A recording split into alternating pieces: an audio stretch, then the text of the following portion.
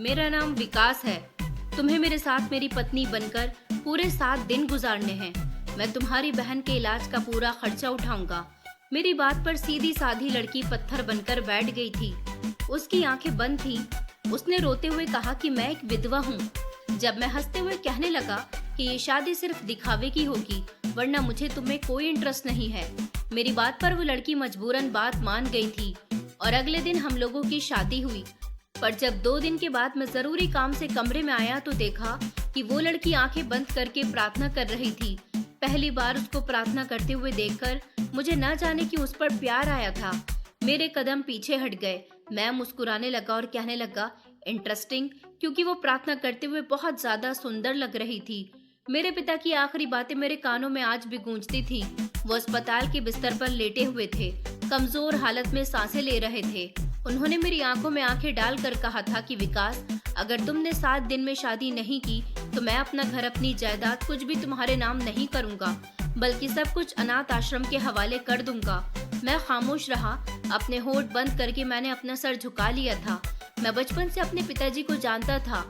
उनका कहा हुआ एक एक शब्द पत्थर की लकीर होता था।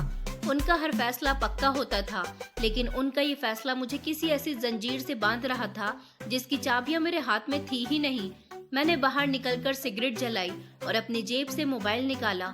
सोनिया को फोन किया, वही सोनिया जिसके साथ मेरी एंगेजमेंट पिछले साल हुई थी। मेरी कॉलेज फ्रेंड और जवानी की पहली मोहब्बत। हम दोनों ने एक साथ ढेर सारे सपने देखे थे। हम दोनों के बहुत ऊंचे ऊंचे ख्वाब थे। मैंने उसे फोन मिलाया तो फोन की घंटी बज रही थी। दूसरी घंटी पर ही उसने फोन रिसीव कर लिया था। उसकी आवाज आई। उसने कहा, हेलो विकास, क्या हुआ? तबीयत ठीक है तुम्हारे पापा की? मैंने कहा, सोनिया, मुझे तुमसे एक बहुत जरूरी बात करनी है, अभी और इसी समय। मुझे तुम्हारे साथ शादी करनी होगी, सिर्फ 7 दिन के अंदर। ये मेरे पिता की वसीयत है। एक लम्हे के लिए दूसरी तरफ से खामोशी छा गई थी। फिर थोड़ी देर के बाद हंसी की आवाज आने लगी। सोनिया हंसते हुए कहने लगी, विकास, ये सब नाटक करना छोड़ दो। मुझे कल लंदन जाना है। 1 हफ्ते के बाद आती हूँ, तब आराम से शादी करेंगे। जायदाद का क्या है? तुम अपने पिता के इकलौते बेटे हो, सब कुछ तुम्हारा ही होगा। मैंने सख्त शब्दों में कहा था कि तुम पागल हो गई हो क्या? मेरी बात को सीरियस क्यों नहीं ले रही हो? मैं मजाक नहीं कर रहा हूँ। अगर 7 दिन में हमारी शादी नहीं हुई तो सब कुछ खत्म हो जाएगा। उसने कहा, तो क्या मेरे साथ ही शादी करनी जरूरी है? तुम्हें इतनी जल्दबाजी में शादी करनी है तो किसी और के साथ शादी कर लो। 7 दिन के लिए दिखावे की ही शादी कर लो किसी के साथ। मुझे तो वैसे भी तमाशा से नफरत है। मैं ऐसी उलझन में नहीं पड़ना चाहती। इतना कहकर उसने फोन बंद कर दिया था। मैंने मोबाइल देखते हुए लंबी सांस ली थी। वो जानती थी कि मेरे पिताजी की वसीयत यही है, फिर भी उसने इनकार कर दिया था। शायद उसे लगा कि मैं मजाक कर रहा हूँ। ये शायद उसे मेरी बात पर यकीन नहीं आ रहा था कि मैं उसके बिना कुछ नहीं करूँगा, लेकिन मैं कुछ भी कर सकता था। इस समय सिचुएशन ही कुछ ऐसी आ गई थी और मैंने कर भी लिया। उस शाम मैंने कानूनी तौर पर वकील से बात की कि वो एक कॉन्ट्रैक्ट पेपर तैयार करे। उसमें डिवोर्स के पेपर्स भी होने चाहिए। 7 दिन की शादी, बस 7 दिन की। इसके बाद जिसके साथ मेरी शादी होगी वो जो चाहे कर सकती थी, तलाक लेना, चाहे अलग होना, चाहे कुछ भी। लेकिन मेरा मकसद इतना था, अपने पिता की वसीयत पूरी करना। मगर परेशानी थी तो वो ये थी कि कौन लड़की ऐसी शर्त पर राजी होती? कौन ऐसी लड़की होती जो मुझसे शादी 7 दिन के लिए कर लेती? मैंने कंपनी से कांटेक्ट किया था जिनका दावा था कि वो कुछ ऐसे मजबूर लोगों के रिश्ते करवाते हैं जिनकी शादियां नहीं होती। मैंने अगली सुबह अपनी शादी की शेरवानी खुद पसंद की। कोई दिखावा नहीं था, सिर्फ एक रस्म थी जिसमें मैं दुल्हा हूँ और सिर्फ कुछ दिनों के लिए ही शादी करने जा रहा हूँ। लेकिन अंदर कहीं एक अजीब सी उलझन थी। वो उलझन जो न ख्वाहिश थी न मोहब्बत थी, सिर्फ जिम्मेदारी का बोझ थी। उसे मैं खुद अपने कंधों पर डाल चुका था। फाइनली दुल्हन का बंदोबस्त हो चुका था। गाड़ी में बैठते ही मुझे कॉल आ गई थी। वकील ने कहा था कि सारे कागजात तैयार हैं, आप जिस वक्त चाहे रजिस्ट्रार में आकर कोर्ट मैरिज कर सकते हैं। मैंने गहरी सांस ली और कहा कि ठीक है, मैं आ रहा हूँ। शादी किसी मंदिर, मैरिज हॉल या घर से नहीं थी, बल्कि कोर्ट मैरिज थी। मेरी मर्जी थी एक पुराना सा गेस्ट हाउस जहाँ कम रोशनी हो, गवाह हो, लेकिन ऐसा नहीं हो सका था। मुझे रजिस्ट्रार के ऑफिस जाकर ही कोर्ट मैरिज करनी पड़ी थी। मैंने वहाँ उसे पहली बार देखा था, जो कि दुबली पतली गोरी रंगत की और लंबे बालों वाली थी। उसने हल्के गुलाबी कलर का सूट पहना हुआ था। दुपट्टा उसके कंधों पर ढका हुआ था। न हाथों में मेहंदी थी, न चेहरे पर मेकअप था और ना ही आंखों में कोई खुशी थी, मगर इसके बावजूद भी उसके अंदाज में एक ठहराव था, जैसे कोई सब कुछ हार कर भी खुद से नहीं हारा हो। मैंने उससे नजर चुरा ली थी। दिल में जैसे कुछ भड़क रहा था, मगर फौरन ही बुझ भी गया था। मेरे दो दोस्त गवाह बन गए थे। पहले तो उसने पेपर्स पर सिग्नेचर करने के लिए पेन हाथ में थामा था। उसके हाथ कांप रहे थे। फिर उसके बाद पेन मुझे दिया गया था। मैंने भी सिग्नेचर कर दिए थे। शादी पूरी हुई तो मैंने कागजात अपने पास रख लिए थे। सब कुछ इतनी खामोशी से हुआ था, जैसे हम दोनों के बीच रिश्ता जुड़ नहीं रहा, बल्कि खत्म हो रहा है।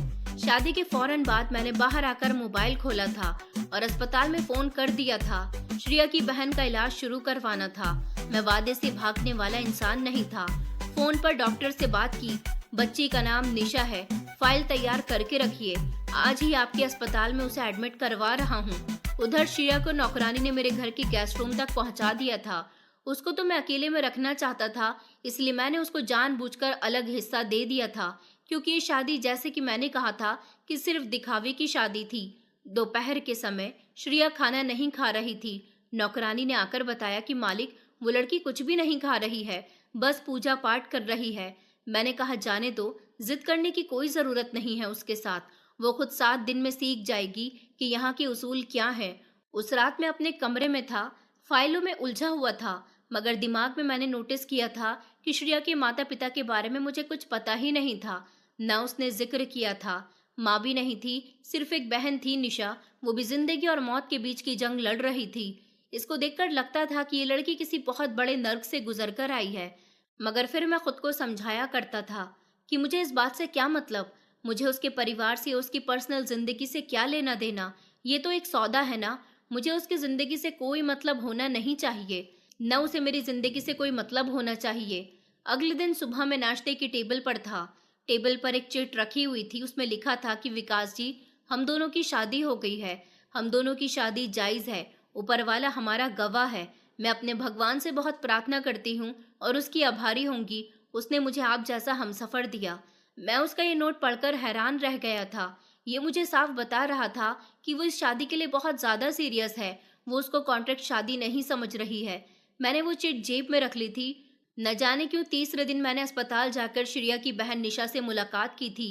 वो बहुत ही कमजोर थी, कम उम्र की थी, लेकिन मुझे देखकर जब मुस्कुराई तो मुझे अच्छा लगा था। मैंने कहा कि आपकी बहन बहुत बहादुर है। उसने मुझसे सिर्फ इतना पूछा कि आप मेरे जीजू हो। मैंने हंसते हुए कहा कि हाँ, कुछ दिन के लिए। थोड़ी देर में उसके पास बैठा रहा, बातें करता रहा।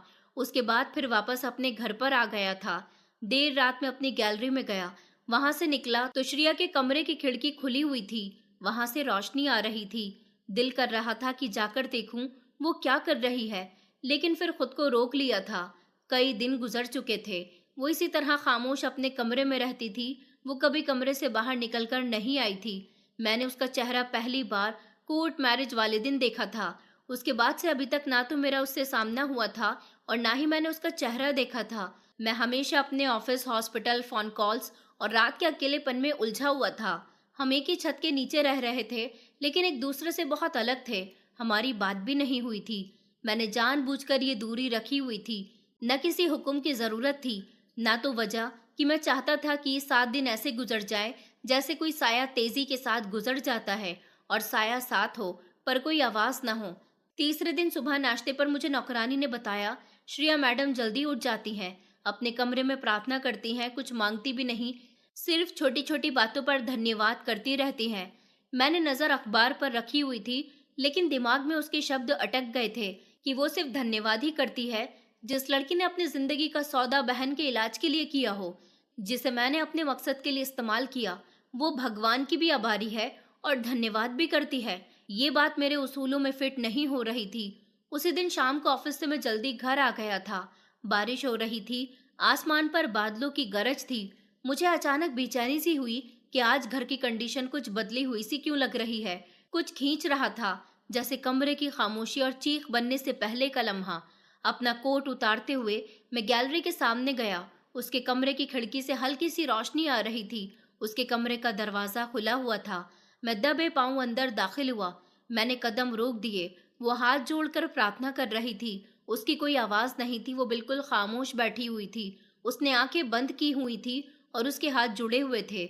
मैंने पहली बार ठीक से उसका चेहरा देखा था, सीधा, सिंपल और सुंदर चांद जैसा।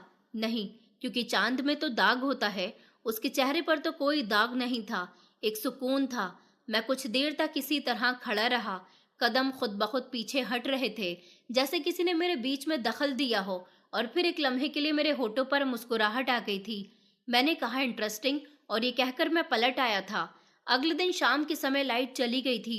नौकर हाथ पैर मारने लगे। जनरेटर में कुछ खराबी आ गई थी। मैंने खुद फ्लैश लाइट लेकर सिस्टम चेक करना शुरू किया।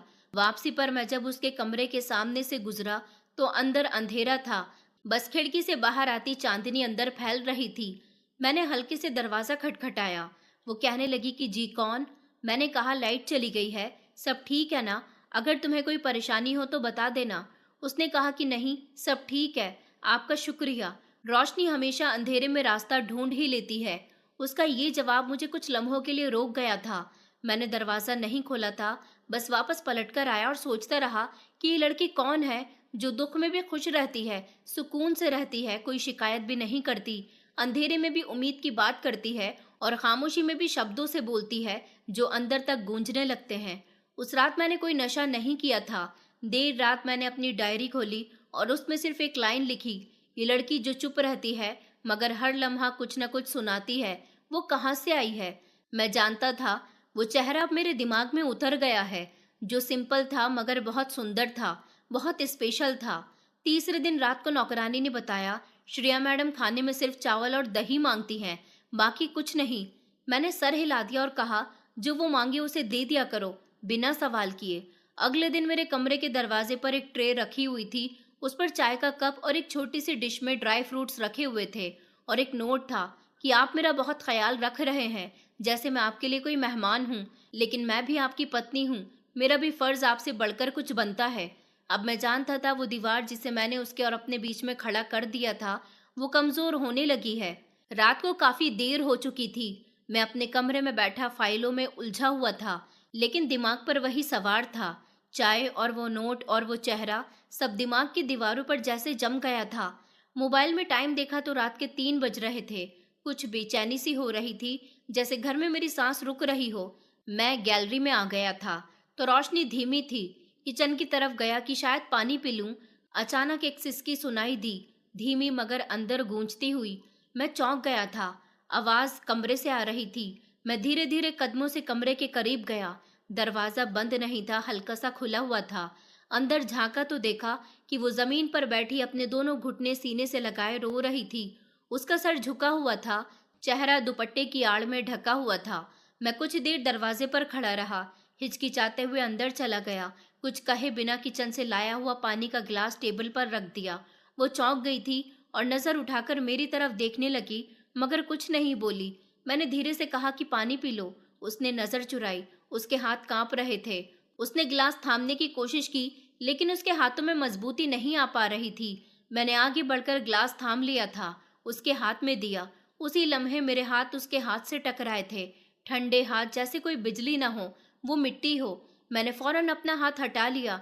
उसकी छुअन मेरे अंदर तक महसूस हुई थी। बाहर मैंने किसी का हाथ थामा और लगा कि यह हाथ पूरा है, जैसे हाथों के बीच कोई नया रिश्ता है। लेकिन अगले ही लम्हे मैंने खुद को झटक दिया था। गिलास छोड़कर मैं पीछे हटा और सोचा कि ये सिर्फ सौदा है विकास, भूल मत जाना। मैंने दिल ही दिल में खुद को याद दिलाया था। मैं पलटने लगा तो उसने धीमी आवाज में कहा कि कभी कभी इंसान सिर्फ चुप रहना चाहता है, क्योंकि शब्द कम पड़ जाते हैं। मैं रुक गया। उसकी आवाज में शिकायत नहीं थी। मैंने पीछे पलटकर देखा तो वो अपनी आंखों से आंसू साफ कर रही थी। मैंने कहा, अगर कुछ चाहिए हो तो बता देना। ये कहकर मैं कमरे से निकल गया था। अगली शाम डॉक्टर का फोन आया कि निशा की टेस्ट रिपोर्ट्स बेहतर थी।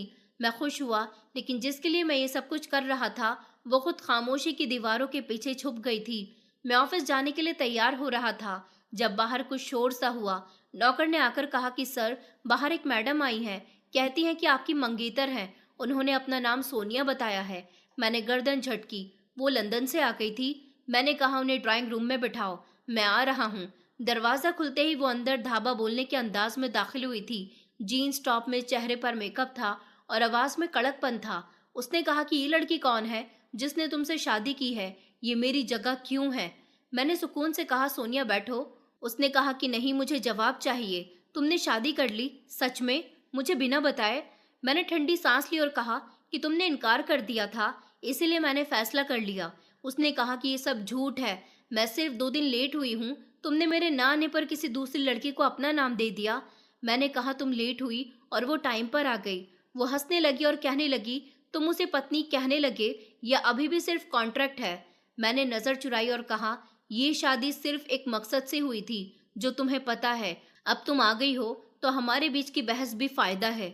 उसने कहा कि अच्छा, तुम्हारे शब्दों में नरमी आ गई है, उसके लिए। मैं खामोश रहा। सोनिया के कदम तेज थे। वो घर के अंदर की तरफ बढ़ने लगी। उसने कहा कि मैं उसको देखना चाहती हूँ जिसने तुम्हारे साथ शादी की है। मैंने उसका बाजू पकड़ लिया और कहा, ये इज्जत का मामला है सोनिया, वो मेरे घर में है, मेरी पत्नी है। उसने कहा, तो कितने दिनों के लिए? ये शब्द मेरे दिल में खंजर की तरह लगा था। मैंने हाथ जोड़ दिए। वो पलटकर चली गई, लेकिन जाते जाते कहकर गई थी कि ये जंग खत्म नहीं हुई है। वो तुम्हारी पत्नी सिर्फ तुम्हारी मर्जी से नहीं बन सकती। सोनिया के जाने के बाद मैं काफी देर तक गैलरी में खड़ा रहा था। घर खामोश था, लेकिन मेरे अंदर शोर मचा हुआ था। श्रेया ने कोई सवाल नहीं किया, न कोई सफाई मांगी। बस शाम को खाने के समय एक नोट ट्रे में रखा था कि आपके मेहमान खुश थे। मैंने जवाब नहीं दिया, सिर्फ उस नोट को जलते हुए चूल्हे पर रख दिया। अगले दिन सोनिया की माँ का फोन आया, विकास बेटा, तुमने जो किया वो जल्दबाजी थी। सोनिया तुमसे मोहब्बत करती है और ये सब गलत फहमी है। मैंने कहा, आंटी आप मेरी मम्मी की तरह हैं, लेकिन फैसला मेरी जिंदगी का था। मेरे लिए वक्त पर रहना बहुत जरूरी था। उन्होंने हार मान ली, लेकिन उनके शब्दों में एक दम था। मैं शाम को जब घर वापस आया तो देखा कि श्रेया आंगन में अपनी बहन निशा के साथ बैठी हुई थी। उसने मुझे देखकर मुस्कुराते हुए कहा कि विकास जीजू, आपकी पत्नी बहुत प्यारी है। मैंने सिर्फ मुस्कुराकर सर हिला दिया। फिर अचानक दिल में ख्याल आया, सोनिया ने आज तक मुझे ऐसे लम्हे कभी नहीं दिए थे, न सुकून न प्यार। वो हमेशा अपनी जगह पक्की करने के लिए कुछ ऐसा करती थी जैसे मोहब्बत भी किसी बिजनेस डील का हिस्सा हो। उसी रात दरवाजे पर हल्की सी दस्तक हुई। दरवाजा खुला तो श्रेया थी। मैंने खिड़की खोली थी।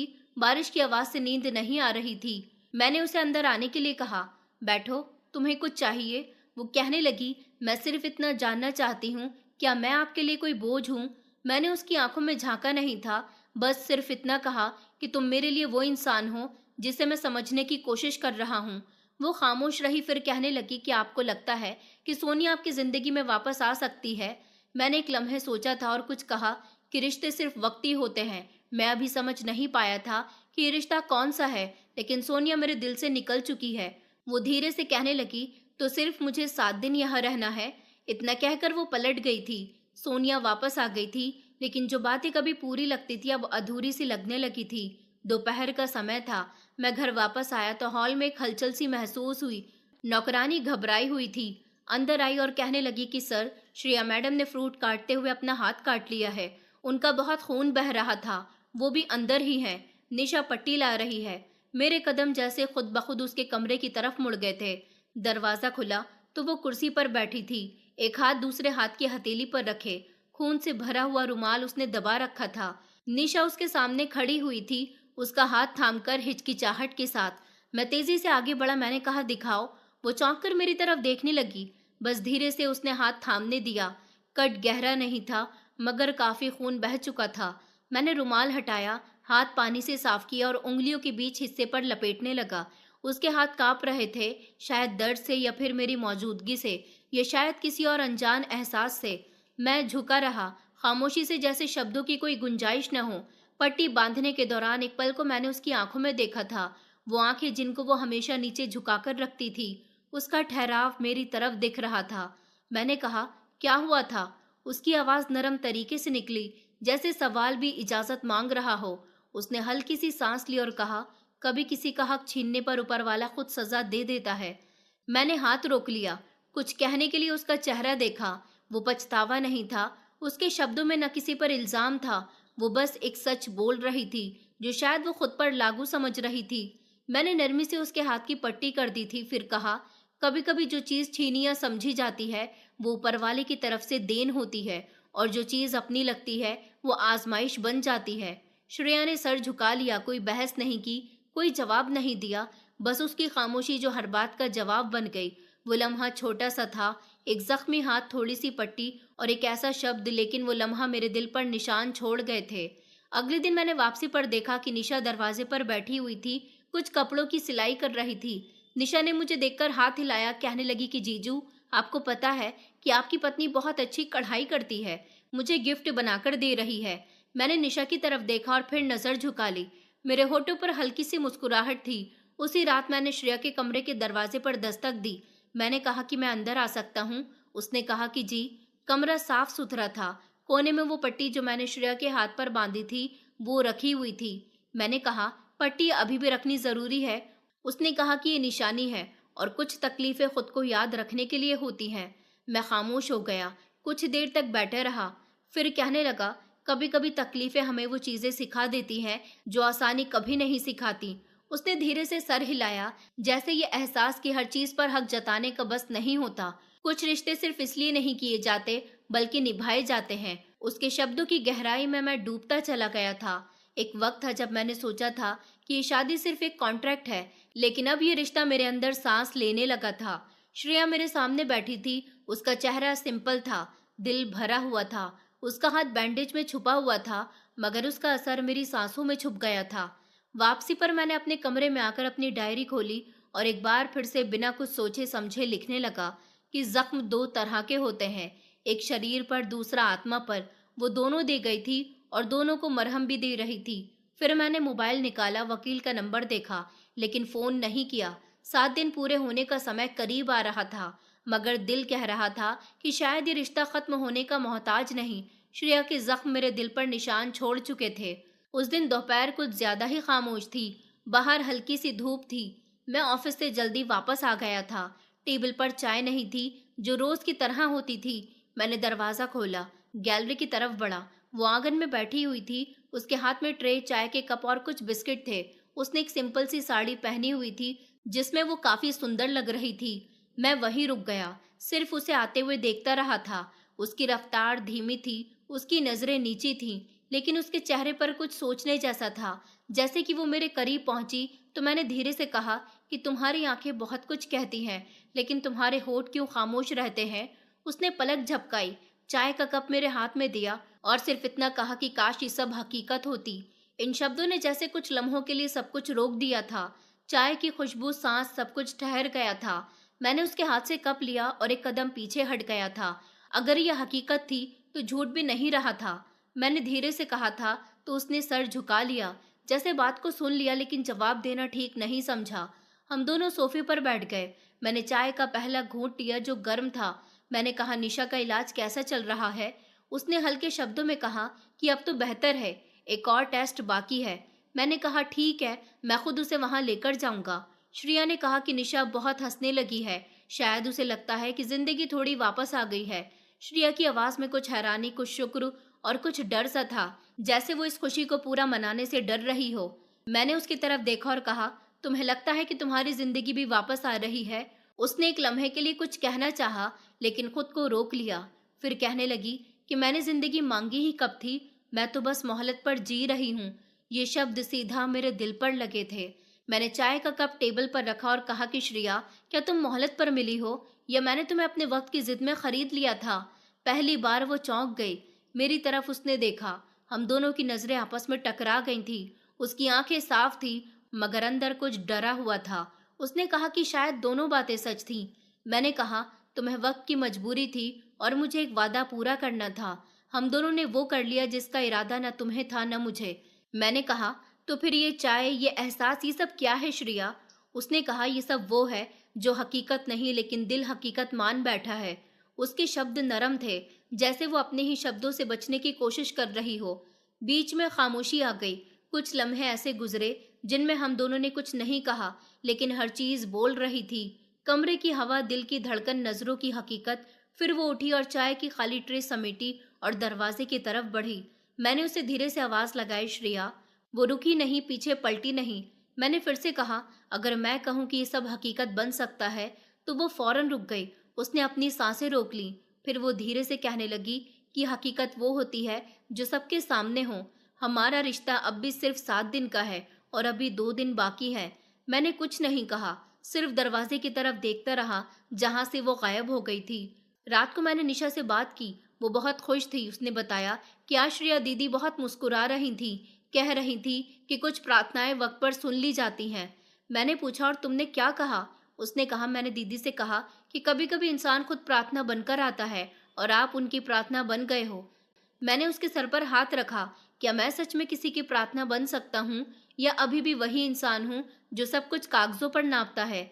मैंने रात को अपने कमरे में बैठकर वो फाइल दोबारा निकाली। शादी के पेपर्स, कॉन्ट्रैक्ट के पेपर्स। 2 दिन बाकी थे, वही दिन जिनके बाद मैं आज़ाद था और श्रेया भी, मगर दिल की आज़ादी से डर रहा था। उस दिन मौसम थोड़ा अजीब था, हवा चल रही थी, लेकिन कमरे में गर्मी सी थी। मैं अपने स्टडी रूम में बैठा हुआ था, सामने खुली हुई फाइल, लेकिन आंखें बार बार दरवाजे की तरफ जा रही थी। श्रेया दिन भर नजर नहीं आई थी, न दोपहर में, न शाम में, और न ही रात के खाने पर। नौकरानी ने बताया कि श्रेया मैडम कह रही थी कि उन्हें आराम करना है, शायद उनके सर में दर्द हो रहा है। मैंने गर्दन हिलाई, मगर दिल बेफिक्र नहीं था। एक अजनबी सी बेचैनी ने दिल के किनारे दिला दिए थे। मैंने टाइम देखा तो रात के 11 बज रहे थे। मैं कुछ लम्हे रुककर दरवाजे से बाहर निकला, उसके कमरे की तरफ चल पड़ा। दरवाजा खुला हुआ था। मैं अंदर दाखिल हुआ तो कमरा खाली था, हर चीज अपनी जगह पर थी, मगर वो खुद कहीं नजर नहीं आ रही थी। मैंने आवाज लगाई, श्रेया। आवाज कमरे में गूंज गई, लेकिन कोई जवाब नहीं आया। मैं बाहर आया तो खामोशी भी चीख रही थी। चारों तरफ सन्नाटा छाया हुआ था। फिर अचानक एक हल्की सी आहट थी। गैलरी के पास वो जमीन पर गिरी पड़ी थी। नीले रंग के कपड़ों में उसका चेहरा पीला पड़ गया था और सांस धीमी चल रही थी। मैंने कहा, श्रेया। मैं दौड़कर उसके करीब गया। मैंने उसके सर को अपनी गोद में ले लिया, उसके हाथ की नस चेक की। धड़कन कमजोर थी। मैं फौरन चिल्लाया, गाड़ी निकालो। नौकर ने दौड़कर गाड़ी निकाली। मैंने उसे उठाया जैसे एक टूटा हुआ परिंदा हूँ। मैं फौरन ही लेकर अस्पताल जाने के लिए रवाना हो गया था। उसके हाथ मेरी उंगलियों में थे। मैं बार बार कह रहा था, बस पहुंच रहे हैं, तुम्हें कुछ नहीं होगा, मैं हूं ना तुम्हारे साथ। मैं श्रेया को इमरजेंसी वार्ड में ले गया। डॉक्टर भागते हुए आए। इंजेक्शन, ऑक्सीजन और ढेर सारे सवाल। एक डॉक्टर ने मुझे अलग ले जाकर कहा कि सर, इन्होंने नींद की गोलियां खाई हैं, क्वांटिटी ज्यादा थी, आप टाइम पर इन्हें अस्पताल ले आए, वरना ना जाने क्या हो जाता। मैंने जमीन पर बैठे हुए सिर्फ इतना कहा कि वो जिंदा है ना। डॉक्टर ने सर हिलाया। अभी मैं कुर्सी पर बैठ गया था। दिमाग में सिर्फ एक सवाल था कि उसने ये सब क्यों किया। सुबह के समय डॉक्टर ने कहा कि पेशेंट को होश आ गया है, आप इन्हें जाकर देख सकते हैं, लेकिन वो बहुत ही कमजोर हैं, बात करने की कंडीशन में नहीं है। मैं कमरे में दाखिल हुआ। वो निढाल लेटी हुई थी। उसकी आंखें धीरे धीरे खुल रही थी। मैं उसके पास जाकर बैठ गया। उसका हाथ थाम लिया, जो अभी भी ठंडा था। मैंने कहा, तुमने ये सब क्यों किया? मेरी आवाज में सख्ती नहीं थी, बस एक कांपती हुई सच्चाई थी। जो कुछ बोली नहीं, सिर्फ उसने अपनी आंखें बंद कर ली, जैसे कोई और जवाब देने के काबिल न हो। घर वापस आकर मैं सीधा उसके कमरे में गया। हर ड्रॉर चेक की, उसका सामान चेक किया। उसके सामान के बीच में एक छोटा सा लेटर पड़ा मिला। डायरी थी। मैं बैठा डायरी खोली। पहला पेज खाली था, दूसरा भी। तीसरे पर एक शब्द लिखा हुआ था, मैं विधवा नहीं, तलाकशुदा हूँ। मेरे हाथ रुक गए, दिल जोर जोर से धड़कने लगा। अगले पेपर पर लिखा हुआ था, उसने मुझसे मोहब्बत नहीं की, बस मुझे इस्तेमाल किया। मेरा शरीर, मेरी इज्जत, मेरा सुकून, सब खेल का हिस्सा था, और मैं बुझती रही। शादी सब कुछ करवा लेती है। एक दिन उसने कहा कि तुम मेरे काबिल नहीं हो और मुझे डिवोर्स दे दो, जैसे मैं कोई चीज हूँ जिसे इस्तेमाल करने के बाद फेंक दिया जाता है। मैंने जीना छोड़ दिया था। सिर्फ अपनी बहन का चेहरा देखकर रोज मरने से रुक जाती थी।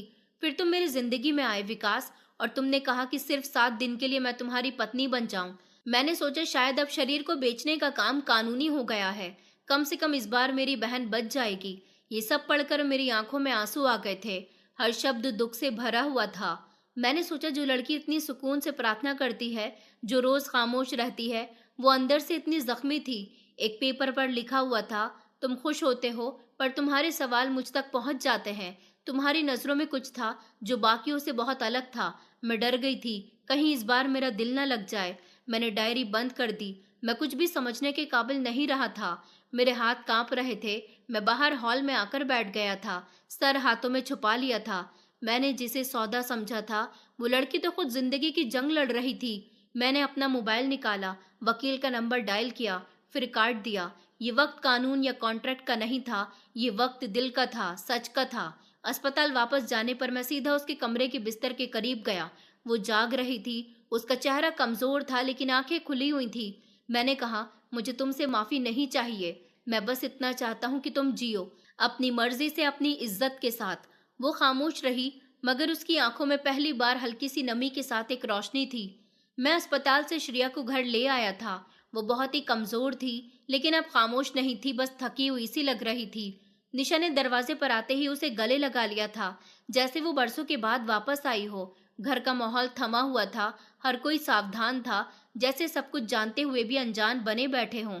मैंने उसके आराम के लिए उसे गेस्ट रूम के बजाय अंदर वाले कमरे में भेज दिया था। ये वही कमरा था जो कभी मेरे माता पिता का हुआ करता था। वहां सुकून था, धूप भी कम आती थी, मगर रोशनी हमेशा अंदर मौजूद रहती थी। शाम को मैं स्टडी रूम में बैठा हुआ था, फाइल देख रहा था, जब गेट से गाड़ी की आवाज आई। नौकरानी ने आकर बताया कि सर, सोनिया मैडम आई है। मैंने सर उठाया, मुझे पता था कि अब वो क्यों आई है। दरवाजा खुला। सोनिया का चेहरा घमंड और गुस्से से भरा हुआ था। उसने कहा, विकास, अब हद हो गई है। मैं तुम्हारी खामोशी और तुम्हारे फैसले दोनों से तंग आ चुकी हूँ। वो सीधा मेरे सामने आकर खड़ी हो गई। मैंने ठंडे शब्दों में कहा कि बैठो, मुझे तुमसे बात करनी है। उसने कहा कि नहीं, मैं बात करने नहीं आई। मैं जान गई हूँ कि वो लड़की अभी तक यहाँ पर क्यों है। वो तुम्हारी पत्नी कैसे हो सकती है? वो एक तलाकशुदा, एक जख्मी लड़की है। मैं कुर्सी से उठा और मैंने कहा, तुम जिस लड़की को तलाकशुदा कह रही हो, वो वही है जिसने मेरे पिता की आखिरी वसीयत पूरी की।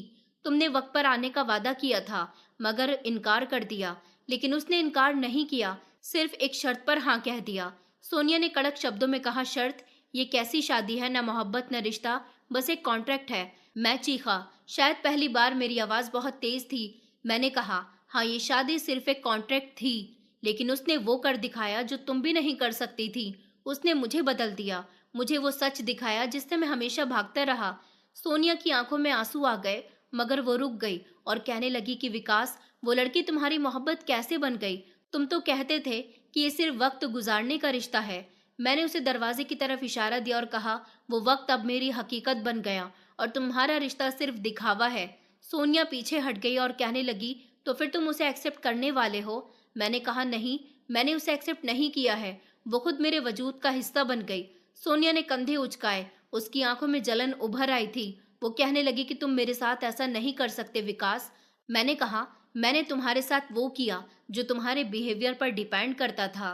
तुमने मेरी मजबूरी को तमाशा समझा। उसने मेरी मजबूरी में जान डाल दी। उसने कहा, मैं तुम्हारे पिता की पसंद थी। मैंने कहा, नहीं, तुम मेरे पिता की शर्त से भागी हो और वो उस शर्त का हिस्सा बनी। उसने पलटने से पहले कहा कि उस लड़की की सच्चाई तुम्हें ले डूबेगी विकास। मैंने सख्त शब्दों में कहा, मुझे उसकी सच्चाई में डूबना कबूल है, लेकिन तुम्हारे झूठ में जीना नहीं। सोनिया चली गई। मैं वहीं खड़ा रहा। दरवाजा बंद करने की हिम्मत नहीं हुई। कई लम्हे बाद मैंने गहरी सांस ली और सोचा, जिससे शादी की उससे मोहब्बत हो गई। उस रात मैंने कमरे की लाइट बंद कर दी। श्रेया के कमरे की तरफ देखा। दरवाजा बंद था। धीमी सी रोशनी आ रही थी। मैं उस रोशनी को देखता रहा। फिर स्टडी रूम में गया और डायरी निकाली। लिखा, इश्क कुछ मांगता नहीं, बस वक्त के दायरे में खुद को सौंप देता है। और मैं बह चुका हूँ उसकी आहट, उसकी खामोशी और उसके सब्र में। दूसरे दिन नाश्ते के टेबल पर श्रेया नहीं थी। नौकरानी ने बताया कि वो आराम से दोपहर को आएंगी। उन्हें कुछ देर तक अपने कमरे में ही प्रार्थना करनी है। मैंने कुछ नहीं कहा। मैं ऑफिस गया, लेकिन वहां मेरा काम में मन नहीं लगा तो घर वापस आ गया। घर की दहलीज पर दाखिल होते ही निशा दौड़ते हुए आई और कहने लगी कि आज दीदी ने एक नई डिश बनाई है, आपको खिलाने के लिए कहा है। मैं मुस्कुराने लगा और मैंने कहा, मैं तैयार हूँ। मैं किचन में दाखिल हुआ। श्रेया टेबल सजा रही थी। उसके चेहरे पर चमक थी। मैंने उसे देखकर धीरे से कहा, कल सोनिया आई थी। वो रुक गई और मुझे देखने लगी, कहने लगी कि मुझे पता था, उसे तो आना ही था। मैंने कहा, श्रेया, तुम वो जिसने मेरी और मेरे पिता की इज्जत बचाई है। श्रेया ने नजर उठाई, कुछ कहने की कोशिश की, मगर वो कुछ बोली नहीं, बस मेरी तरफ देखने लगी। मैंने कहा, श्रेया, मैं तुमसे मोहब्बत करने लगा हूँ। इस बार वो हल्के से मुस्कुराने लगी, जैसे जानती हो। फिर नजर नीचे रख ली। वो जानती थी कि अब मैं भी, और अब ये रिश्ता शब्दों से आगे निकल चुका था। 7 दिन गुजर चुके थे। सुबह जब मैं उठा तो बंगले में सब लोग जाग चुके थे, लेकिन एक अजीब सा सन्नाटा था। कमरे की खिड़की से रोशनी अंदर आ रही थी। टाइम सुबह के 7 बज रहे थे, जैसे कोई कह रहा हो कि वक्त पूरा हो चुका है। मैं बाहर निकला तो किचन में हरकत नजर आई। निशा टेबल पर नाश्ते की चीजें रख रही थी, लेकिन श्रेया वहां नहीं थी। मैंने धीरे से पूछा कि श्रेया कहाँ है? निशा ने गर्दन नीचे रखते हुए कहा, वो अपने कमरे में है, शायद सामान पैक कर रही हैं। ये शब्द जैसे मेरे शरीर से जान निकाल गए थे। मैं खामोश रहा। मेरे लिए जवाब देना मुश्किल लग रहा था, जैसे हर शब्द बोझ बनकर मेरे गले में अटक रहा हो। दोपहर के करीब मैं उसके कमरे की तरफ गया। दरवाजा खुला हुआ था। मैं अंदर दाखिल हुआ तो श्रेया जमीन पर बैठी हुई थी। सूटकेस खुला हुआ था। कुछ कपड़े पैक किए जा चुके थे और बाकी के रख रही थी। वो धीरे धीरे अपना सारा सामान रख रही थी। ऐसा लगता था जैसे उसने जाने का फैसला कब का तय कर लिया है। मैं दरवाजे पर ही रुक गया। कुछ देर इसी तरह खड़ा रहा। श्रेया ने मुझे देखा नहीं था। अच्छा, जानबूझकर नजर नहीं मिला रही हो। फिर वो कहने लगी कि मैं जा रही हूँ, जैसे कि वादा था। 7 दिन पूरे हो गए हैं और अब मेरा यहाँ कोई हक नहीं रहा। मैं अंदर दाखिल हुआ। मैंने अंदर कदम रखते हुए कहा कि मैंने तुम्हें जाने के लिए नहीं बुलाया। उसने कपड़े फोल्ड करते हुए कहा, लेकिन आपने रोका भी नहीं है। मैं खामोश हो गया। फिर वो कहने लगी कि शादी का समय पूरा हो चुका है, वादा भी पूरा हो गया है, मेरा रिश्ता खत्म हुआ। अब मैं सिर्फ वही हूँ जो पहले हुआ करती थी, तलाकशुदा, खामोश और मजबूर। मैंने कहा, तुम वो नहीं हो। तुम वो हो जिसने मुझे आईना दिखाया, जो मेरी दुनिया में आई और सब कुछ बदल कर रख दिया। वो धीरे से मुस्कुराई थी उस दिन पहली बार। उसने कहा, तो फिर आपको ये बात 7वें दिन ही क्यों याद आई? 6ठे दिन, 5वें दिन या चौथे दिन भी तो याद आ सकती थी ना। आपने मुझे क्यों नहीं कहा कि मुझे रुक जाना चाहिए? मैं खामोश हो गया था। कुछ लम्हे गुजर गए। मैं फिर बोला कि वादा दिल से किया जाता है। ये शब्द जैसे हवा में ठहर गए थे। वो उठ खड़ी हुई। उसने अपना सूटकेस बंद किया और खिड़की की तरफ चल दी थी। हल्की हवा अंदर आ रही थी, पर्दा उड़ रहा था। उसने कहा, विकास, दिल से किए गए वादे हमेशा वक्त से पहले टूट जाते हैं और वक्त के वादे वो कभी दिल के काबिल नहीं होते। मैंने कदम आगे बढ़ाया, उसके पीछे जाकर खड़ा हो गया। मैंने कहा, श्रेया, तुमने एक सौदा पूरा किया, मैंने एक वसीयत निभाई, लेकिन जो हमने महसूस किया वो क्या था? वो कोई झूठ था। उसने कहा कि कुछ भी महसूस करना जुर्म नहीं होता, बोलना हक है। आपने कभी नहीं कहा कि मैं आपके लिए कुछ मतलब रखती हूँ और मैंने भी कभी नहीं कहा कि मैं ठहरना चाहती हूँ। मैंने पहली बार उससे सवाल किया, लेकिन तुम रुकना चाहती हो ना? वो मेरी तरफ पलटी। उसकी आंखों में आंसू थे और कहने लगी कि हाँ, लेकिन खुद नहीं कह सकती, क्योंकि मैंने वादा किया था और वादा निभाने वालों को खुद सबसे ज्यादा वादा प्यारा होता है। उस पर मुझे लगा कि सब कुछ रोक दूं, वक्त, फासला, कस्में, सब कुछ। वो सूटकेस के साथ बाहर निकली। निशा दरवाजे के बाहर खड़ी हुई थी। उसने लिपटकर श्रेया को गले लगा लिया और कहने लगी कि दीदी, आप कहाँ जा रही हो? श्रेया ने उसके सर पर हाथ रखा और कहने लगी, कहीं नहीं, बस एक वादा पूरा कर रही हूँ, लेकिन तुम्हारे दिल में हमेशा रहूंगी। गाड़ी गेट पर खड़ी थी। मैं दरवाजे पर आया। नौकर ने सामान रखा। श्रेया गाड़ी के दरवाजे के करीब पहुंची। मैंने आखिरी बार पुकारा। वो रुक गई, लेकिन उसने पलटकर नहीं देखा। मैंने कहा, अगर तुम जा रही हो तो चली जाओ, ना कि मेरे वादे को निभाने के लिए। वो कुछ देर खड़ी रही, फिर धीरे धीरे गाड़ी में बैठ गई। दरवाजा बंद हुआ, गाड़ी चल पड़ी। मैं वहीं दरवाजे के पास खड़ा रहा जब तक गाड़ी नजरों से ओझल नहीं हुई। वो जा चुकी थी। वो 7 दिन जो कभी बोझ हुआ करते थे, अब कमी बन गए थे। मैं दरवाजे पर बैठा रहा और खुद से कहने लगा, जिस लड़की को मैंने खरीदा हुआ समझा, वो मुझे मेरी कीमत का अंदाजा दे गई। शाम ढल रही थी, धूप की रोशनी कम हो रही थी। मैं अकेला था, लेकिन पहली बार अपनी खामोशी में किसी की आवाज गूंजती हुई महसूस हो रही थी। रात भर मुझे नींद नहीं आई थी। सुबह हुई तो आंखें बोझल थी, लेकिन दिल ने एक फैसला किया था। मैंने नाश्ता नहीं किया और ऑफिस भी नहीं गया, सिर्फ गाड़ी निकाली और शहर की सड़कों पर निकल पड़ा था, जहां जिंदगी बिखरी हुई थी और कहीं न कहीं वो भी। मैं पिछले मोहल्ले में, जहां वो अपनी बहन के साथ रहती थी, पड़ोसियों ने बताया कि वो वापस आई ही नहीं, सिर्फ कुछ जरूरी कपड़े भिजवा दिए थे। मैं फिर से अस्पताल गया, जहां निशा का इलाज होता था। वहां से भी यही जवाब मिला कि मैडम ने इलाज का सिलसिला रोक दिया है, कहा है कि अब कहीं और ले जाएंगी। मेरे दिल में एक अजीब सी बेचैनी होने लगी। मैंने उसके बारे में जानने की आखिरी उम्मीद पर हाथ डाला। वो मंदिर जिसका वो अक्सर जिक्र करती थी, जहां वो दर्शन करने के लिए जाती थी। मैंने सोचा कि शायद वो मुझे वहां मिल जाए। मैं शाम को वहां पहुंचा। शहर से काफी दूर दूर से लोग वहां दर्शन करने के लिए आ रहे थे। वहीं एक कोने के हिस्से में एक लड़की बैठी हुई थी। मैं दूर खड़ा रहा, लेकिन दिल ने कहा कि ये वही है। वो हाथ जोड़कर प्रार्थना कर रही थी, उसके होंठ हिल रहे थे। उसे देखकर मेरे दिल की धड़कनें तेज हो गईं। वो प्रार्थना कर रही थी। मैं धीरे से उसके करीब गया। मैंने कहा, श्रेया। वो चौंक गई। उसने अपनी आंखें खोली, मेरा चेहरा देखा। उसकी आंखों में आंसू थे। मैंने एक लम्हे में कुछ भी कहे बिना उसकी आंखों में वो सब कुछ कह दिया जो शब्दों से मुमकिन नहीं था। मैंने कहा, मैं तुमसे सिर्फ शादी नहीं बल्कि जिंदगी मांगने के लिए आया हूँ। उसकी आवाज नहीं निकली, बस आंखों से आंसू बह रहे थे। मैं भी उसके पास ही बैठ गया और मैंने ऊपर वाले से प्रार्थना की कि अगर ये लड़की मेरे भाग्य में है तो आज इसे मेरी जिंदगी में शामिल कर दो। मैंने उसे खोने के लिए नहीं पाया था और मैंने जो कुछ कहा था वो हकीकत थी।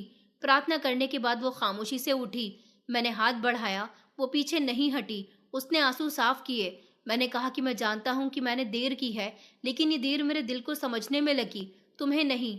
तुम तो पहले दिन से ही मेरी हकीकत बन चुकी थी। मैंने सिर्फ करने में वक्त लगा दिया। कुछ देर वो खड़ी रही और फिर धीमी आवाज में कहने लगी कि विकास, मैं वादा निभाने गई थी, मोहब्बत छोड़कर नहीं। मैंने तुमसे कुछ नहीं मांगा, बस खुद को थोड़ा सलामत रखना चाहा। मैंने कहा, मैंने तुम्हें अपना सब कुछ माना है। तुम चली गई तो लगा जैसे कुछ बचा ही नहीं। मैं चाहता हूँ कि तुम मेरी पत्नी बनो, इस बार बिना किसी कॉन्ट्रैक्ट के, बिना किसी शर्त के। वो खामोश रही। उसने कहा, क्या तुमने मेरे बीते हुए समय को भी थामने का फैसला कर लिया है? मैंने उसकी आंखों में देखा। मैंने उससे कहा कि मैं तुम्हारे साथ हूँ, वो सब कुछ झेलने के लिए तैयार हूँ जो तुमने पहले अकेले झेला। श्रेया की आंखों से आंसू बहने लगे। उसने आसमान की तरफ देखा, प्रार्थना की और फिर मेरे साथ हाथ पकड़कर आगे बढ़ गई। मैंने उसकी तरफ देखा और कहा, चलते हैं वहीं जो तुम्हारा भी है। उसने सर हिलाया। उसकी आंखों में सुकून था, उसके हाथ में मेरे हाथ थे। मैंने जिस लड़की को सौदा समझा था, अब वो मेरे दिल की सबसे कीमती सच्चाई बन चुकी थी। श्रेया मेरे साथ गाड़ी में बैठी थी। सड़क पर हर मंजर खुश लग रहा था। मेरे अंदर सब कुछ बदल चुका था। मेरे बराबर में वो लड़की बैठी थी जिसे मैंने 7 दिन की शादी के लिए चुना था और अब वो मेरी पूरी जिंदगी बनने जा रही थी। मैंने घर जाकर सबसे पहले अपने कमरे में रखी अलमारी खोली जिसमें वो कॉन्ट्रैक्ट के पेपर्स रखे हुए थे। मैंने वो कॉन्ट्रैक्ट पेपर अपने हाथों से फाड़ दिए और हमेशा हमेशा के लिए श्रेया का हाथ थाम लिया। श्रेया पहली बार खुलकर मुस्कुराई थी। मैंने उससे वादा किया था कि मैं सारी जिंदगी तुम्हारा ख्याल रखूंगा। निशा ने श्रेया के स्वागत की बहुत अच्छे से तैयारी की थी। उसने पूरे घर को फूलों से सजवाया था। वो बहुत खुश थी। निशा जो श्रेया की छोटी बहन थी, वो अब मेरी जिम्मेदारी बन गई थी। दरअसल निशा और श्रेया के माता पिता नहीं थे। निशा काफी समय से बीमार थी। जब मैंने श्रेया से शादी की बात की थी तो उसकी शर्त ये थी कि तुम मेरी बहन का इलाज करवा दोगे। मैंने उसकी बहन का इलाज करवाया था और उसकी बहन का इलाज आगे भी चल रहा था, इसलिए उसकी जिम्मेदारी मुझ पर ही थी। लेकिन अब कुछ भी मेरी जिम्मेदारी नहीं था, बल्कि वो दोनों मेरा हक थी और इस घर में मेरे परिवार के सदस्य की तरह थी। श्रेया मेरी मोहब्बत थी। मैं उससे बहुत मोहब्बत करने लगा था। मैंने उससे कहा, क्या तुम जानती हो कि तुम मेरे घर की रोशनी बन गई हो? उसने मुस्कुराकर कहा, और आप मेरे दिल की धड़कन बन गए हो। मैंने उसका हाथ थाम लिया। मैंने कहा कि तुमने पहले कहा था कि तुम विधवा हो, लेकिन अब आइंदा ऐसे शब्द इस्तेमाल मत करना। तुम सिर्फ मेरी पत्नी हो। अब मैं तुम्हें कभी कोई तकलीफ नहीं होने दूंगा। वक्त गुजरता गया और निशा का इलाज भी पूरा हो गया था। हम दोनों एक दूसरे के साथ बहुत खुश रहते थे और हमारे साथ साथ निशा भी। कुछ समय के बाद श्रेया को माँ बनने की खुशी मिली। ये सुनकर मेरे कदम जमीन पर नहीं थे। मैं बहुत खुश था। हम दोनों की पूरी जिंदगी बदल चुकी थी। श्रेया ने बेटी को जन्म दिया। वो बेटी घर में रोशनी ले आई थी। मेरे घर में अब वो सुकून था जो शायद इस दुनिया की किसी जगह पर नहीं। मैं अब भी अपनी पत्नी से मोहब्बत करता हूँ और हमेशा ऐसे ही करता रहूंगा। दोस्तों, उम्मीद करती हूँ आपको हमारी कहानी पसंद आई होगी। कहानी पसंद आई है तो वीडियो को लाइक करें, चैनल पर नए हैं तो चैनल को सब्सक्राइब करें और हाँ, नोटिफिकेशन बेल को जरूर दबाएं ताकि अगली अपडेट सबसे पहले आपको मिले।